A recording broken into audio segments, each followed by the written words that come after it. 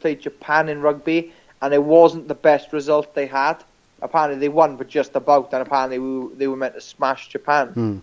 And then me and Jack Marshman ended up going to Belfast, and I still to this day, I don't think that if one of us had lost that night, it wouldn't have been the same as now. The hype. Right. We both won, Yeah. and I went on Twitter, and even like rugby players like Adam Jones, who's a Welsh international rugby player, Right. absolute legend, was tweeting about the fighting and not the rugby, and they were, Yeah. and that was like the turning point. Then it was amazing to see that, and it was like people only watch my. So most of the people that watch me now have only watched me from the UFC. They haven't seen the fights before now, and I went to Swansea it was like a week after the end whistle fight. I went to Swansea just to blow some steam off for a night, and it took me half an hour to go for a pee. I had to stop. I had so many photos taken with me, and it felt good. It's not me bragging. It felt brilliant. It felt like as if this is what I'm working towards, and I'm not stopping now. I'm a long way off, Yeah, no, good for you, mate. Good for you. And looking at going back rather to Morales, like we sort of mentioned, he's an experienced fighter. And I'm not asking you to look ahead of him, but if you get the W, I know you were saying, you were fed up, for want of a better phrase, with this training camp. But what does the rest of 2017 look like for you? Are you looking to get another fight in before the end of the year? Yes and no. I'm on the fence with that at the minute, because I spoke to my coach Chris, and he says to me, after this one now we look for a quick turnaround. We'll aim for September, August. And I said, Chris, my body can't take it, but most of all, my brain can't take it. Yeah, you know what I mean? Yeah. I'm all about even when I come home, my girlfriend's a nurse. She works 12-hour shifts. She comes home, and I want to sit down and be able to watch a film, and I can't switch off, and then I'm up all night because I'm thinking about fighting, and I'm thinking of either getting filled in or filling someone else in. There's only two scenarios, but I'm looking to take about a month and a half off, and what I mean by that is not off training.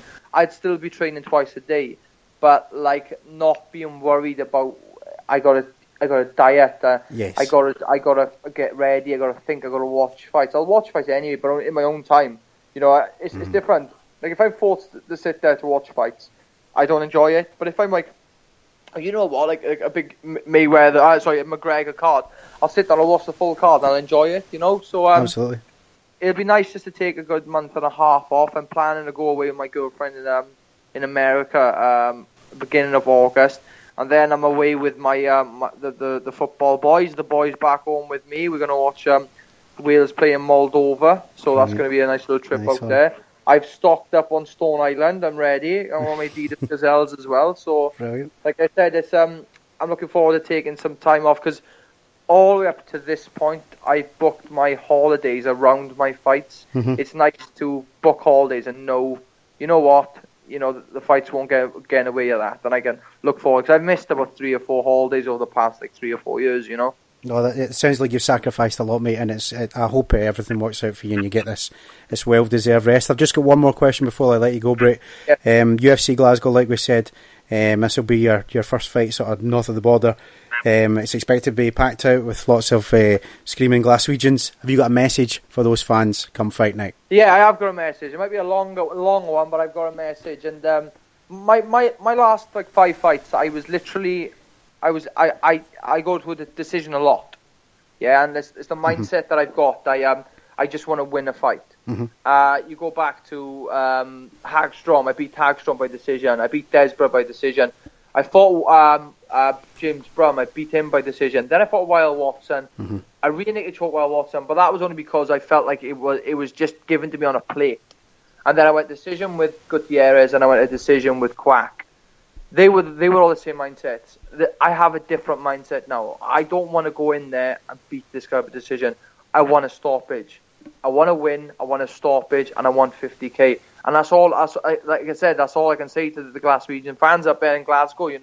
I fought in that city before for judo. I've done judo competitions in Glasgow, and I love the place. And it's going to be nice, because I feel like I said I spent a lot of time in Vegas with Stevie Ray, and I want to be like the adopted Welsh guy from Scotland. That'd be quite cool, And I'm looking forward to it. And like I said, I'm not here for a decisionist fight. I'm really not. You know, I'm here to put a good mark on my record again. You know, I keep seeing these decisions popping up. I go on my Sherdog record and it's like, oh, he's 60% decisions.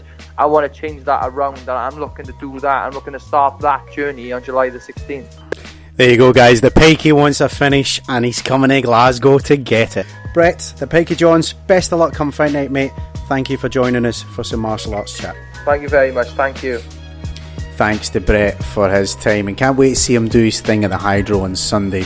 Well, finally we have the Bear Jew himself, Scottish Hit Squad's own Paul Craig, caught up with our man Don Wilson from Fight Talk Scotland as they talked kicking dick back ahead of in Sunday. Scotland, my hometown. I think the Hydro and for the UFC. Man, that's the kind of thing that's dreaming of me. We spoke before about this, about like how I've been trying to get to this point of being in the UFC. Now I'm here. The whole thing is I'm coming off a loss. I need to work my ass to get that loss back. Now that last fight camp, I busted my ass. I worked hard, but it just wasn't my night. And it's one of these things. It doesn't matter if you put it down to a whole host of things, like, you know, when I took off my socks in the changing room and there was too much lint on them. Like, the guy beat me fair and square. There's nothing I can say about that, but it's coming back. And what makes it a wee bit easier is no travelling, no having to worry about diet because I'm going to be hometown, going to be able to cook myself, no having to worry about friends, family and all that kind of stuff because I'm right there and then. So to be in Scotland is perfect, man. Have you approached anything different, like in the gym or outside, since having that first loss? No, pretty much the same. Like, we didn't do anything wrong in that fight. It was nothing to do with training. It was nothing to do with training. It was nothing to do with that. We worked our asses off in that camp.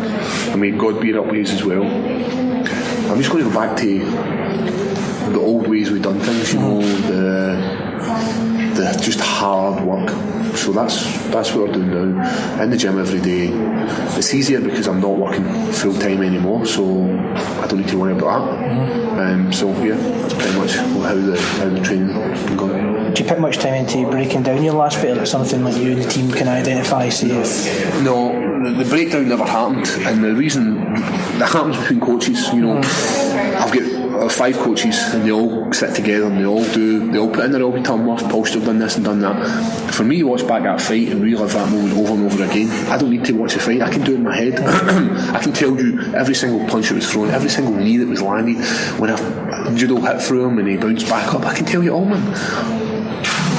I don't need to watch it. I know where I went wrong. And now it's to rectify how would I beat Paul Craig. That's how I'm training now. The way I'm training is how can I beat Paul Craig. So that's what we're doing now with training camp wise. Khalil, he seems very much a stand-up fighter. Will that play to your strengths? Obviously been kind of hard into jiu-jitsu. I think so. You know, he's not going to be a slouch when it comes to wrestling. That's pretty much against picture or Clark Tyson. I heard you talk about the cage one. Oh, you've seen that anyway. Kind of sexy. So anyway, like, it's going to play into my strengths because obviously grappler, very good submission skills. He's not a slouch when it comes to wrestling. He has a good wrestling background, but he's a striker. He's a heavy hitter. And we've seen this in the past. If we can just stop him for heavy hitting, then we could win the fight. And we just need to move, and just don't settle. If we don't settle, we can't hit you. So that's pretty much what our game plan is. He knows that. Everybody knows that. Everybody that's come up against Khalil knows how to beat Khalil. Tyson Pedro done it great when he fought. Teeps kept him at range, and then when it was his turn, he went in and whooped him. But Khalil is a savage. Did you see the soccer kicks in the Ultimate Fighter Tough House? Where he drops the boy goes to the park and he starts laying into his body with body kicks. Man, that's badass. That's a tough one. One of my guys he asked me this before, and I think I missed it in the last interview done, but you've went on record, as he says, fighting a Brazilian legend in Brazil. Is that still something you'd like to do? Like to get, because you know, I would love other side of the world. I would love to fight Shogun Rua. Right, it's not going to happen now. Maybe if I'd won that last fight, maybe if I win this fight, then maybe an opportunity. But it sent me back maybe about 6 months. In my head, that's what sent me back losing that fight to Tyson. But I'd love to fight. Is that kind of like fighting an idol or something you looked up to? Yeah, something like the guy in my weight class who's always he's in the mix. He's in the mix right now. and he's a fair age, and he's a legend. Why don't I want to fight somebody who I look up to? Because you see a lot of young fighters like watching these folk, and then they get that, they go through the gym and that so quickly, and they end up in the UFC, and all of a sudden they're faced against this guy, and it's like, I watched you on TV 5-6 years ago, and it's now I'm fighting. I know. I think I'd be able to handle that pretty well, but you know, that's what I would love. I'd love that. I'd love him. I'd love to have fought him in my hometown, but it's no way to happen. But just fighting him as a legend, man. That's what I'd love. Shogun, getting dick with Shogun. And just to add into that, did you see me kicking Tyson Pedro's dick? 100% I kicked him in the dick. I said I was going to do it. I didn't say I was going to win. Aye. Did he say anything about that? Nah, he seems like a good guy, like good spirited. I went to keep him in the stomach, and as he punched me, I kicked him in the dick. So. What happens many times? It's a sport. I saw it was a post when you go to Coach Brian was you were over in Sweden. Did you do we're training with Khalil, Jimmy and Alexander, doing training there, working with them, working the same technique, doing everything with them, and it was just to add a wee bit to your game. And I'll go back over because it was a great camp. It was only for a week, but it added to my game. And you know, these guys are in the top, let's say the three are in the top 5, or just, they're all in the top 5, aren't they? Because that was what, was it Latifi was there? Latifi, Gustafsson and Mala. Mine was and I was able to hold my own. I was able to hold my own. I wasn't getting my dick kicked. I wasn't like lying there and getting absolutely pounded. So for me, it gave me confidence and let me know like what you're doing, Brian. It's a bit different because you train here, your local gyms now. You've got loads of good up and coming fighters, but there's not very many folks sitting in that lot of echelon. So yep, I was able to hold my own, and I'm going to go back, and I'm looking forward to it. I'm looking forward to being in the mix with these guys. That's where I should be. That's where I should be. The last thing I want to be remembered is the Scottish fighter who never held up to his potential, because I've got bags of this shit, man. I've got abundance here, man. I just need to channel my inner beast. How is it different training youngsters in Sweden to Coatbridge? It's hard. Like I'm going to say it every single time. It's hard when you go away somewhere to train, because you get the first apprehension. You get into a gym you've never been in. You're sparring with guys. You don't know their strengths. You don't know their weaknesses. You don't know how hard to go. You don't know what gloves to wear. It's just all these kind of things. You're not there with your family. They were like to me, Paul, we'll sort you out a hotel. And I go into the gym. The guy says the hotel's just at the bottom of the road. It's got a big sign that says hotel on it. Now, I've never been at a hotel that says hotel on it. It usually says the name of the hotel. So when I seen this hotel, it was Farfield Hotel. It was a 3-star jail cell. I swear to God, there was 2 beds in it. Me and Brian, right next to each other. When you say that, I think someone's used to set me a tablet or something, or kind of hunched up or something. Brian sitting in the edge of his bed, and it was on his social media. It looks like one of the Japanese capsule heads. I know, there was no windows. The walls were paper thin, so you could hear everything. And I'm 100% sure somebody was trying to get me a room the first night. 100% sure. I said to Brian, "Do you hear something on?" Sometime in the other, he was like, "I heard something." I was like, "Somebody's coming to rape you." He went to rape me. You was getting, and I was helping them. We're doubling up on you, boy. How's training stuff going now? It's going well. We're getting some really good sparring. We're doing back up to headhunters again, training with Rustam. Rustam's a savage. He's fighting in a Thai show, like 6-man, 8-man tournament. So that's good as well. So we're both training.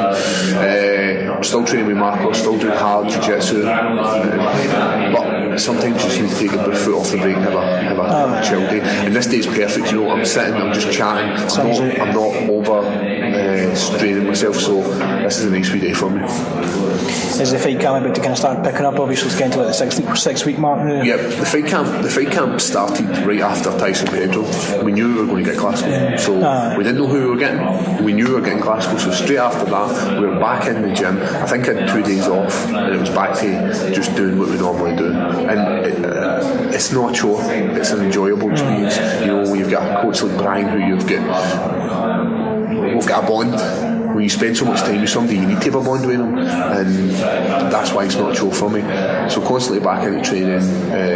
Took a week off with the family, went on holiday, but even then I'm still out there doing weights, doing cardio, doing my stretching, doing yoga, doing all this kind of stuff. So I'm not a guy who just sits down and goes a week off and just going to sit and pig out. I'm always able, a few phone me up like 10 weeks out for a fight, or I'm not even fighting camp, I'm still fit, still be able to go in and kick some stains.